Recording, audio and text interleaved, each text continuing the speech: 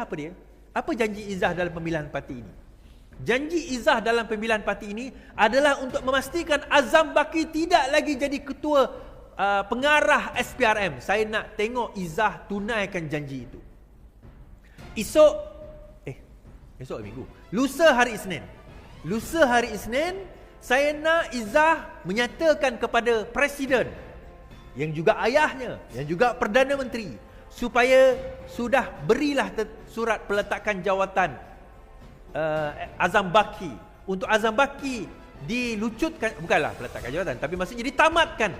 Sebab dia dah pencen sebenarnya Azam Baki ni, dia cuma dilanjutkan kontrak. Ditamatkan kontrak beliau. Tamatkan kontrak beliau. Saya nak tengok Izzah ni dalam tempoh 2 bulan ni berjaya ke tidak buat. Kalau itu pun Izzah tak boleh buat, jangan haraplah nak cerita pasal Sabah ke apa. Tuan-tuan, di Sabah ni orang marah.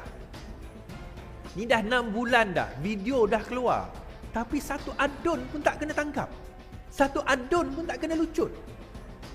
8 orang adun ni dia dah memang mengaku terima duit daripada yang nak minta lesen lombong. Perasuah tu memang ada video. Kita tengok video tersebut. Tapi tak ada siapa pun kena tangkap.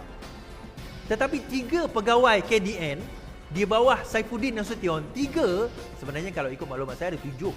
Tapi yang kita tahu 3 lah. Yang ada 7. 3 yang kena tangkap tu terus immediately tangkap, masuk lock up, diambil keterangan. Saya tak tahulah didakwa atau tidak, tapi diperlakukan sedemikian. Thank you Rusli. Terima kasih yang bagi tip. Kalau orang kampung saya kata Anwar Ibrahim ini motherfucker, dia kata. Motherfucker, dia kata. Motherfucker, dia kata.